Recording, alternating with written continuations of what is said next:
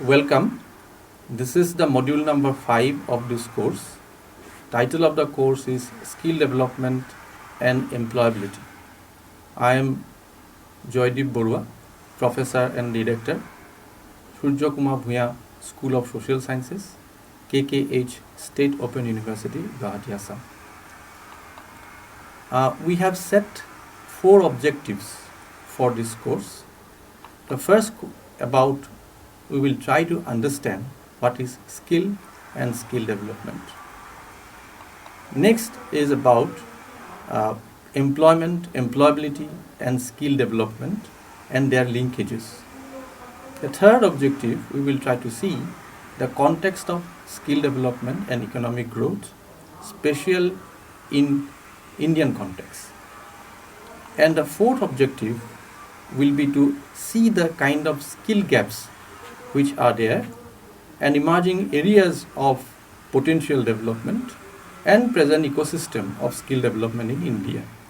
The purpose of this module is to locate this course within the broad ambit of the overall skill development initiatives and programs that we have today, and then try to see how we can contribute best to that overall model of skill development. Let me begin with a brief introduction of skill and skill development.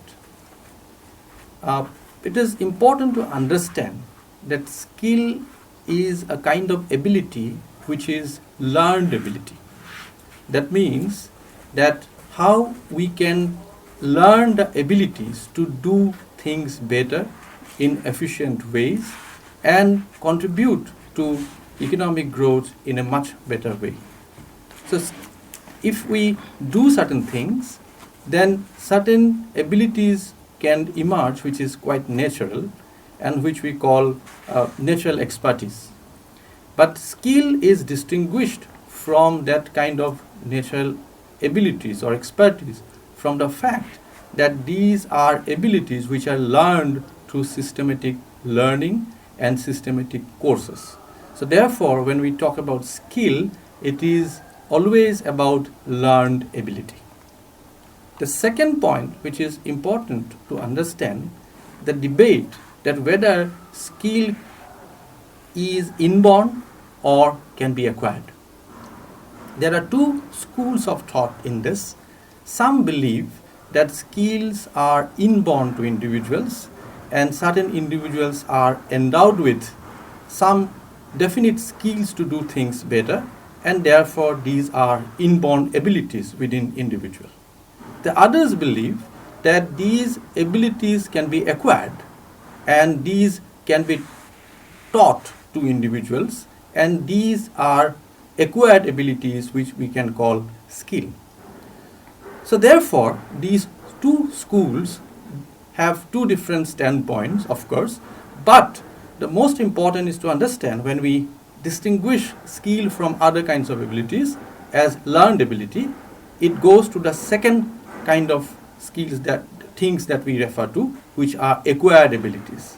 And when we take that standpoint, then only we have a meaning for skill development programs, that since these are learned abilities which can be acquired through systematic learning, these are not inborn but can be given to individuals or imparted to individuals, then we need to have a systematic program of doing that, which we call skill development programs. So therefore, these 3 things are extremely important to understand the skill development programs. 2 things are important. The skill development program believes that these are acquired abilities, skills are acquired abilities, which are learned abilities.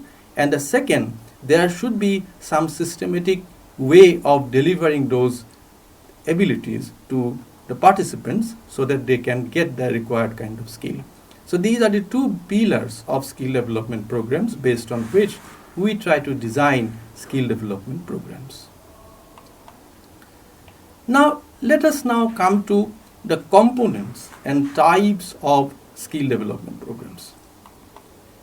Now when we have the components of skill development programs, broadly there are 2 types of skill development components. program components. One is called intrinsic component, which tries to identify, discover, and further the abilities which are within individual. That certain individuals have certain abilities. Most of the time they do not identify, they do not discover, and therefore they cannot nurture those things. So therefore purpose or component of skill development program tries to locate those intrinsic abilities within individuals and then helps or facilitates identifying, discovering, and furthering those abilities which are within individuals, and this is one major component of skill development programs. The second component relates to extrinsic things. That means even if you have the abilities within you, there can be barriers of developing this and putting this into action. These are external to individuals, and these are basically relates to the ecosystem which supports the individual's efforts. So therefore, the second component of skill development programs relates to putting in place the ecosystem which is necessary to take forward the individual efforts and individual abilities. It includes the finance, it includes all sorts of support services, and therefore unless we have this extrinsic component, relying on only intrinsic component may not yield the fruitful results. So these are the two components of skill development programs. One tries to identify the abilities within individual, and the second tries to facilitate the ecosystem which supports those abilities to help to contribute into the economic growth and rest of the things. And there are different types of skill. Many types are available. It can start with technical skill, which is basically relates to the hard skill. Domain skill you can have. These are sector specific, domain specific skills. Different domains require different kinds of skills, so therefore it relates to those domain specific skills.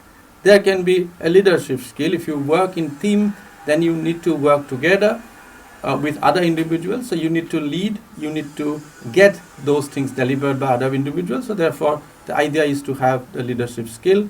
Then there is also other kind of skills which are mostly referred to as soft skills, which also include the life skill. That means suppose if you do overwork, that can lead to stress and other sorts of problems. So you need to manage those things and balance your life between work and leisure.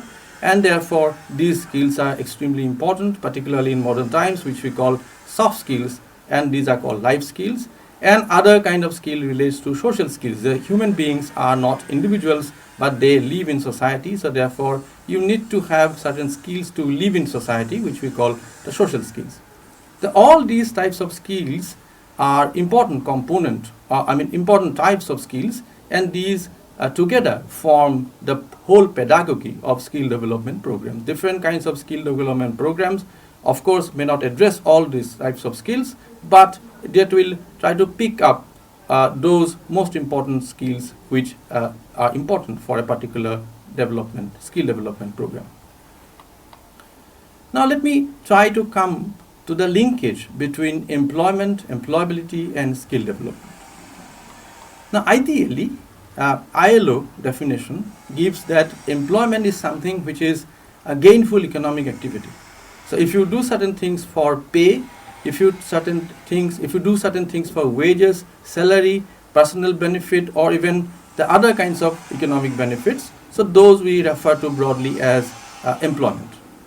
Now when you have this employment, you do economic activities, then it contributes to growth, and growth further expands the opportunities of having more economic activities. So there is a linkage between employment and growth.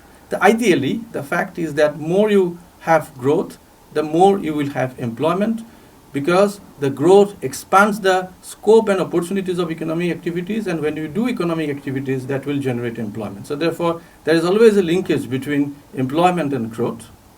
Second thing is that there is a question of employability, that increase in efficiency. That means a same thing can be done by two persons. One can contribute more relative to the other, which we call efficiency.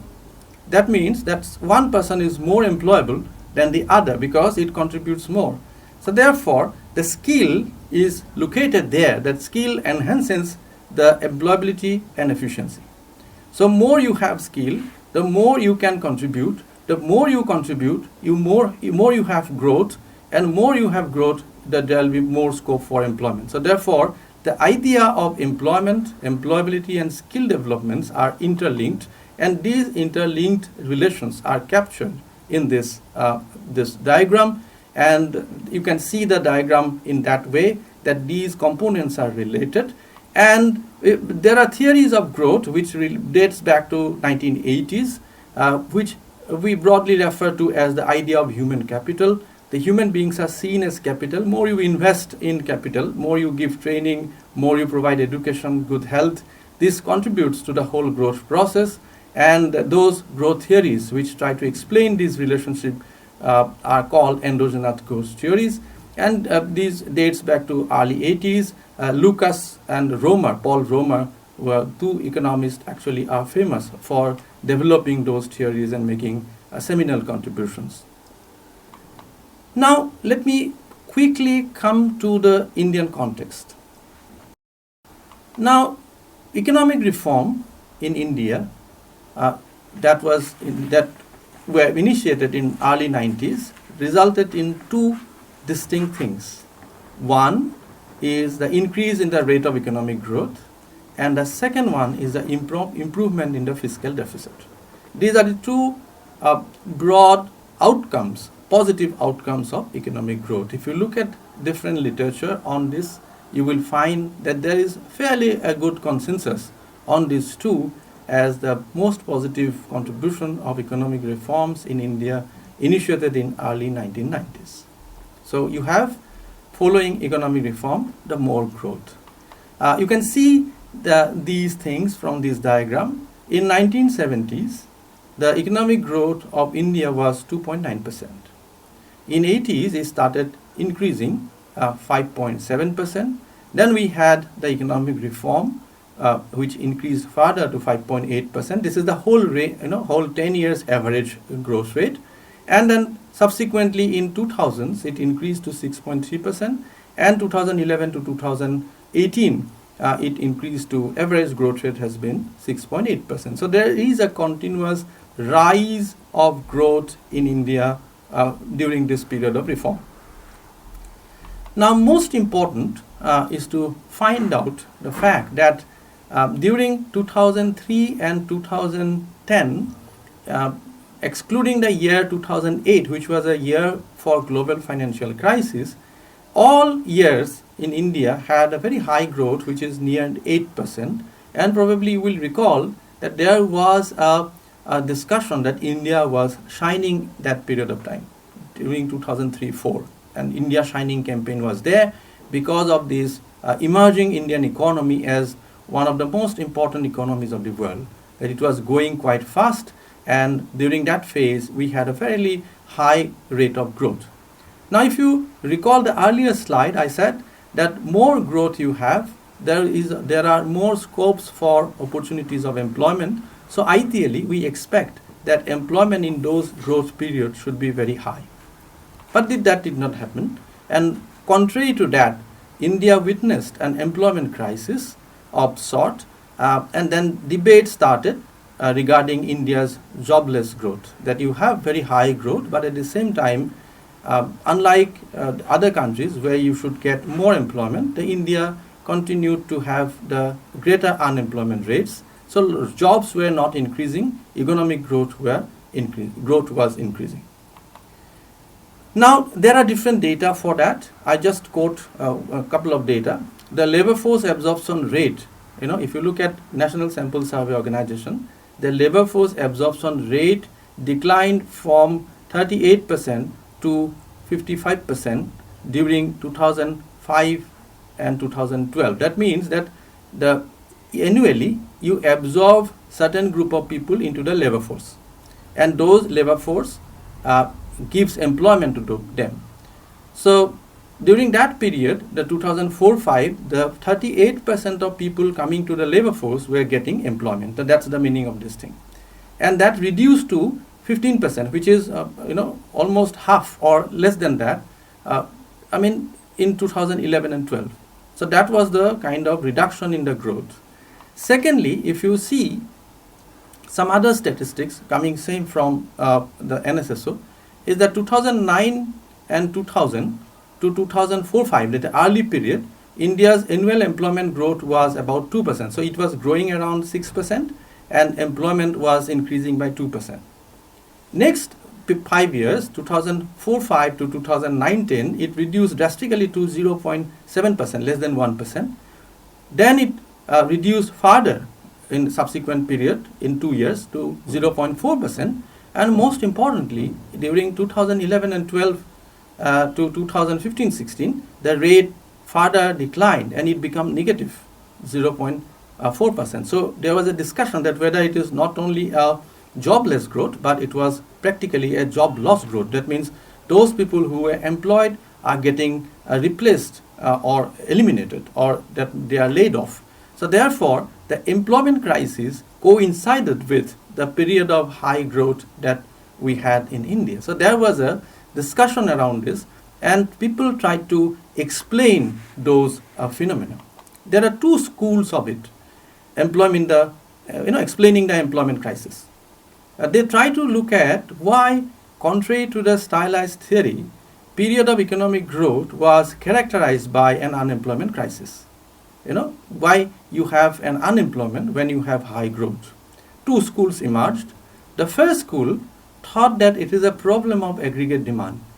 That means that economy was growing, but nature of growth was such that it actually dispossessed a vast majority of people. Many people were excluded, only few benefited from that growth process, and as a result there was a huge inequality. And then you have in aggregate there was no increase in the demand because vast majority of people have become dispossessed and poor. So therefore, even though the altogether economy was growing, there was an employment crisis because aggregate demand did not increase. And the most importantly, there is a second school who tried to show that during the period of economic growth, there has been a fundamental change in the labor market in terms of kind of people that we are required and kind of people that we have, which we call demand-supply mismatch in the emerging labor market. And they say that probably there is a deficiency of skilled or employable kind of labor, and that is why during the period of growth, while there is a demand, you do not get people who can actually supply the kind of services or works to the emerging labor market requirements. So the two schools have two different explanations. One is the aggregate demand constraint part. The people like Prabhat Patnaik and others have started looking at this. And then officially, Indian government tried to explain this whole crisis of employment in terms of skill and employability deficiency, mismatch between demand supply in the emerging labor market. And most important document during that period was the 11th plan period, an 11th plan document published in 2007, where there was a chapter on skill and employability. So that is the beginning of skill development, serious thinking about skill development in India during 11th plan period. The plan document tried to assess the kind of skill gaps, what kind of mismatch you have in the labor market. They referred to demographic dividend. That means that more people are working in India than there is compared to the dependent population. The 15 to 59 population are more than the other dependent group of population. So therefore, you have more people working within working age. So therefore, employment is critical if you want to reap benefits of demographic dividend. And demographic dividend, of course, was supposed to be over by 2040. So there was an urgency in terms of providing jobs to increasing young population of the country. And then using the NSSO 61st round data, the document said that about 2% only people between the age of 15 to 29 years have only formal training in vocational things, and another 8% of non-formal training. So only barely 10% people have any kind of skills, and the rest 90% are actually do not have required skills. So when that kind of thing came up through NSSO, result was that the whole bunch of people got absorbed in an ever proliferating unorganized sector where they are poorly paid, they do not have a decent kind of livelihood, and all sorts of problems emerged. Some of the problems we saw during the COVID period when the millions of people came back on foot to their homes, and that was the kind of labor market that they have. And the concern was therefore on the skill development. It was given a national priority during the 11 plan period, and National Skill Development Mission was launched as a result of that. And when you have that National Skill Development Mission, you have also a national policy on skill development released in the year 2009. It sought to increase the skilled workforce in the country, and they targeted some 15 million skills to be produced annually, and by producing 500 million people of skilled people by 2022. And accordingly, National Skill Development Council was established. They have given targets of 150 to them. Ministry of Labour was supposed to be skilling around 200 million people.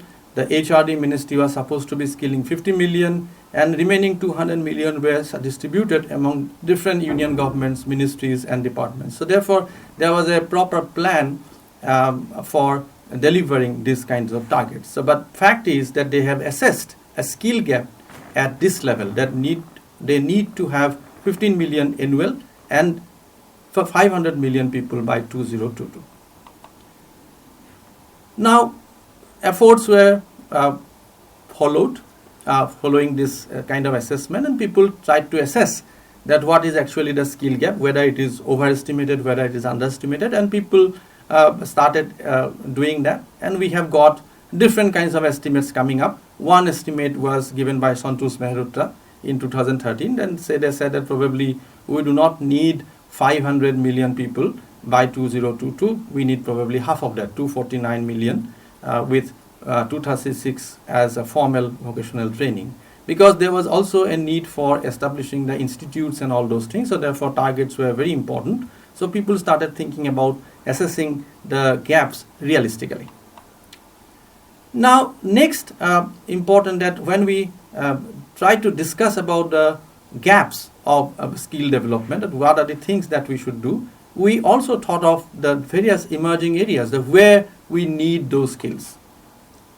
One interesting study is the recent India Skills Report 2021, which emphasizes on certain things. It is showing some interesting results, that they are saying that 2015 to 2021, employability of BE, BTech, MCA and MBA have gradually declined, while that of general education like BA Arts and Polytechnic have increased. Similarly, hiring trends have also undergone distinct change, where IT-based business services and banking and other financial services dominate the other sectors. This means that there is a dynamic nature of skill requirement. As economy changes, as economy progress, you need different kind of skills. So therefore, a particular kind of skill, if you go on supplying, that may not create automatic demand for it. So therefore, it is a dynamic nature of the economy which dictate the kind of skills that is required in the economy, and therefore the skill development programs have to suit to that kind of idea, and they have to constantly look for emerging areas where this can be developed. I give two examples or two studies of context of Northeastern Assam. For instance, NSDC, National Skill Development Corporation, made a study in Assam which identified some areas where which include the agriculture, fishery, animal husbandry and so on and so forth. So these are the areas where new skills are required, upgradation of skills are required, and most importantly, in areas where we have traditional skills, a lot of traditional skills, these traditional skills also require upgradation. And another study also tried to do that. It was done by KPMG, for Northeast. The title of the study is an insight into East and Northeast India from the skilling vantage point. What kind of areas we have where we should have different kinds of skill programs for new skills, for upgradation of skills, and so on and so forth. Now, let me come to the fourth point of discussing about the present ecosystem of skill development in the country. Skill development policy, which we adopted in 2009, have further been modified in 2015. Department of Skill Development was upgraded to ministry, full-fledged ministry called Ministry of Skill Development and Entrepreneurship. So this is the ministry which overlooks the entire ecosystem of skill development at present. And within the ministry, we have a skill development mission, both at the national and state level. And we have got some agencies or arms of that mission. One is the National Skill Development Agency, which looks for quality and policy research, where we need those things, what are the things that we require. So that kind of thing is done by this agency. National Skill Development Corporation, NSDC. So this is established this in 2008. It looks for private sector short-term initiatives. It is a PPP, private-public partnership. And then they look for these components, that the different skills are being imparted by private initiatives. There is the Directorate of Training, which is called Directorate General of Training, which coordinates all the technical institutes, ITIs, VTIs and all, and then they coordinates the different skill training programs. And there is a Sector Skills Council, which means that you need to have sector-specific skills. For that you have a councils, and domain-specific skills they deal with. And the National Skill Development Fund, then NSDF, which gives financial supports, looks for the financial requirement of different skill development programs. So within this broad overarching framework of things that we have present ecosystem of skill development program. Let us sum up the things that we have discussed so far. That we have discussed about what is skill and skill development. Here we have pointed out that skill is something which is learned ability, which can be acquired and which can be delivered to participants through systematic programs. And that is why we should have skill development program. Second point, we have understood the link between the employability and skill development. This we have explained. Then we have understood the context of skill development in India, that at what context we talked about skill development program in the country, and that is during 2007-12, when we have 11 5-year plan. And the context was that we were having a phenomenon of unemployment during a very high growth period. So people tried to assess why such a phenomena is happening, and people found that there is a deficiency of skilled manpower in the labor market, emerging economies. So therefore, we talked about the skill development programs and fixed priority for that. And then we have discussed about various skill gaps, the different kinds of skills areas that are emerging, and the present ecosystem of skill development in India. So these are the 4 things that we have discussed in this module. And I would like to conclude by making 6 general comments. The first comment is about the skill is all about aspirational. Normally, what is done is that skill is seen as something last resort. When you do not have anything to do, then you look for some skill development program. So rather than that, we should have a more aspirational programs for skill development. That is the first point. Second point, the skill development program should be flexible, allowing mobility between work and learning. So therefore, unless you have that mobility, it is very difficult to go for this kind of things. And MOOCs are certainly an important contribution in this, that while you work, you can also learn. So that mobility is ensured. Third point about access, that you need to have a large number of institutions providing skill development programs. So unless you have access to those institutions, you can't really do much better in this. Then, of course, the quality is important. You need good quality training and programs. Then you need to constantly monitor the requirement, because it is a dynamic thing, and that dynamic thing needs to have a permanent, sustained ecosystem if we want to have that kind of thing. So therefore, in this module, we have discussed broadly about why skill is important, what is skill, and how the skill development program should be organized. And we believe that in subsequent modules, you will be able to get a sense of the core components of different skill development programs we have discussed in this module. Thank you very much.